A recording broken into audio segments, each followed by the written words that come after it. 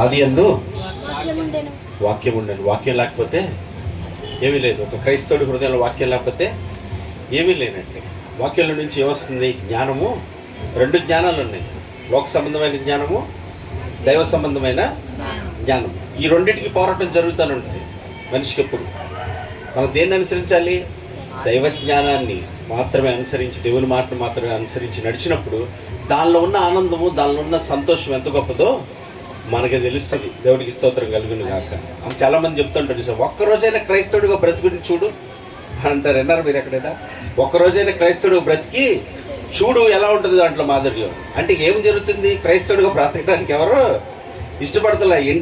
వినటానికే ప్రార్థన చేయమంటే చేస్తాం సార్, వినమంటే వింటాం, కూడికలు రామంటే వస్తాం, కానుకలు ఇమ్మంటే ఇస్తాం. ప్రవర్తించడం అంటే అది మీరు అలా మాట్లాడవకండి, చాలా ఇబ్బందిగా ఉంటుంది మాకు. మీరు ఎట్లా ఉంటుందంటే ఎట్లా ఉంటుంది? మీరు మాట్లాడుతాం మంచిది, ప్రవర్తించడం ఎట్లా ఉంటుంది?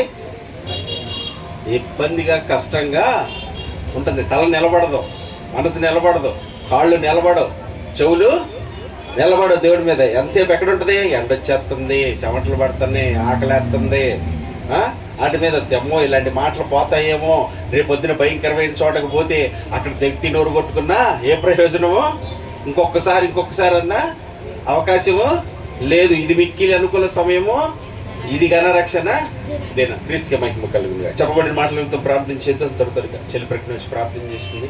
ఏకీభవిద్దాం. చెప్పబడిన ప్రతి మాట నిమిత్తం నాయన నీ జ్ఞానంతో మేము నడిపించబడినట్లుగా నా తండ్రి, ఆ జ్ఞానుల వల్లే కాక ఆ సమయాన్ని పొందుకు సద్వినియోగపరుచుకుంటూ సత్యం అనుసరించి నడుచుటకు నీ కృపను దయచేయను. అందరూ ఆయన మీద ఆధారపడదు, అందరూ ఆయనకు అప్పగించుకుందాం.